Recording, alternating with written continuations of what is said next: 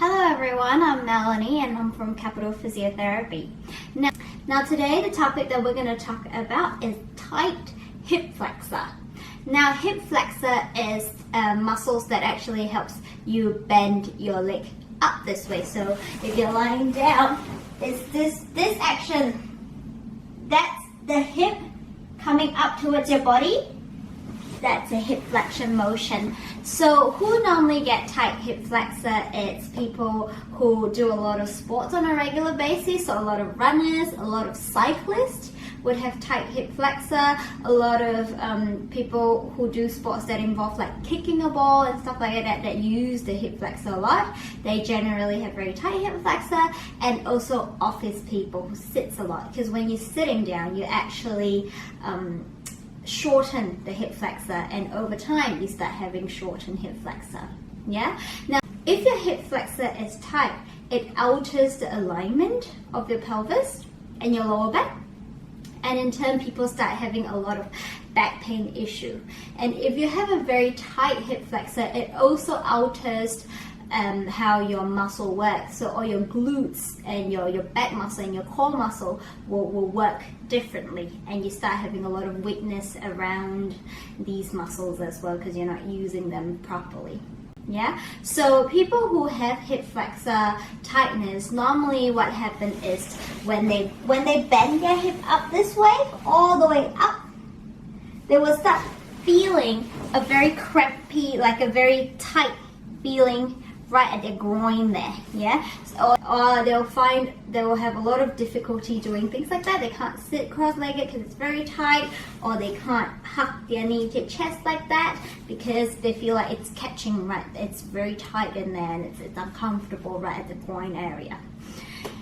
Tight hip flexion is not the only cause, so it can be other things that's leading to pain down there, yeah? But if you've been to a physiotherapist and they say that you do have tight hip flexor, then this is the video for you. Now what we're going to do today is to teach people how to stretch out their hip flexor and also how to self-massage their hip flexor on a regular basis. So if you are an office worker and if you're a cyclist or a runner or people who do a lot of soccer, who uses to kick their legs a lot, if you're a footy player, this is the stretch for you so that you don't get inflammation on the hip flexor tendon, which is what we call tendonitis on the hip flexor, or you don't get all the surrounding common issues such as lower back pain and weak glute muscles and things like that, and other related problems as well. So after this, I will show you a picture of hip flexor and explain to you where they're attached to, and then follow on, I'll show you how to stretch them out and also teach you how to self-massage your hip flexor. This is the psoas muscle. It attached to your back and then it comes down all the way to your hip. It actually attached, and then the psoas muscle is actually joined together with the iliacus, which is this muscle right here, and the both muscle joined together and then attached down at the hip, and this is your one of the major hip flexor muscle, and the two muscles together is what we call iliopsoas.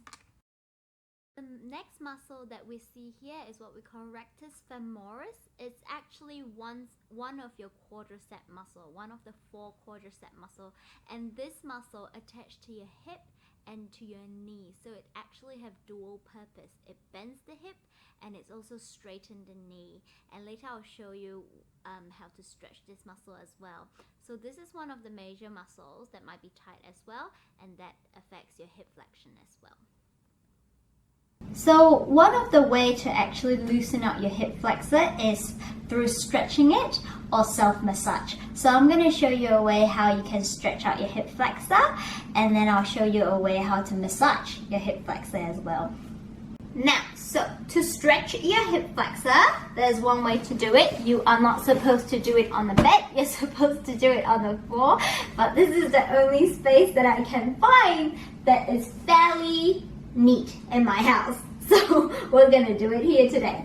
Now, hip flexor stretch, because one of your hip flexor actually attached from your spine to your thigh here, yeah? So what you're gonna do is you're gonna put one leg behind and one leg forward, that way, yeah? And a lot of people make this mistake by moving way too far forward.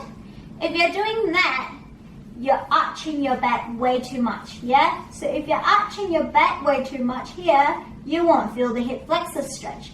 So this is a very, very arched back, as you can see. So to stretch a hip flexor, all I need to do is just tuck my tailbone down, activate my core to flatten my back. Now the moment my back is flattened, you should automatically feel a stretch down your thigh, and that is a hip flexor stretch. Yeah, so you hold it there for a good 30 seconds, and after 30 seconds you see if you can flatten your back a bit more, and you should feel a bit more stretch, and hold that there for another 30 seconds. Okay, if you do it on a daily basis and you find that this doesn't stretch anymore, then I want you to stretch your other hip flexor muscles, which is your quads muscle. What I want you to do is stay in this position, and you're going to pull the ankle up to you. Then you'll feel a lot more stretch down your anterior. Now in this position, you'll feel a lot more stretch down your anterior thigh, and you just hold that there again for 30 seconds, and you do that a couple of times.